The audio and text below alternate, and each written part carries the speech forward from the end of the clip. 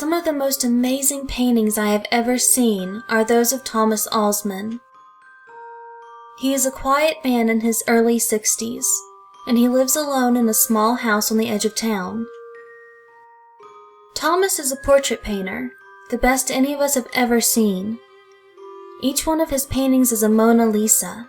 Every little detail of your head, face, and upper body is exact. However, how he paints them is the question. You see, Thomas Allsman has been completely blind since the day he was born. Somehow, though, he can paint you.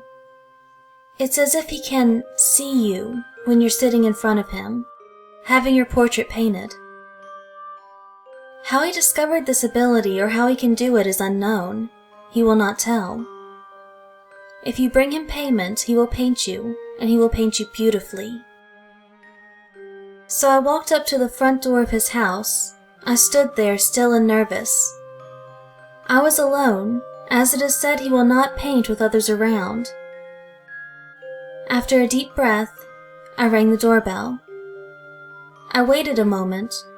Finally, he opened the door. His gray eyes looked over my head, and he was holding a cane.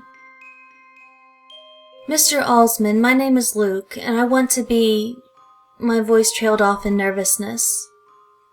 "To be painted, right?" he said. "Do you have money to pay me?"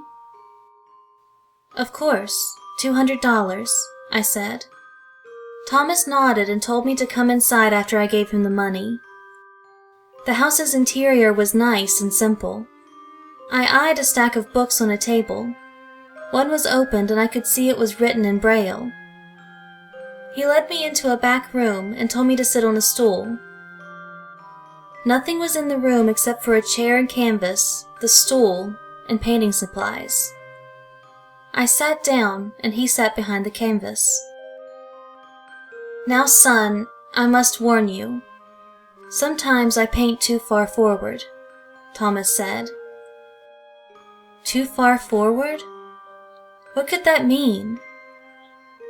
Maybe he sometimes painted the wall behind the person, or the yard outside the house? I dismissed the comment. I had the feeling he wasn't all there. He started painting. I sat there for what seemed like forever. Neither one of us said a word, and not once did Thomas look at me.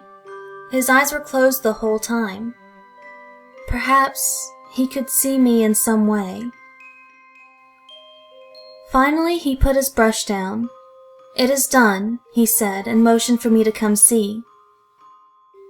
The painting was me, all right, down to every hair on my head, but the state I was in was horrible.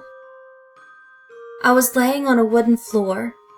My throat was sliced open, and one of my arms was gone, and I was covered in what looked to be stab wounds, and bruises, and blood.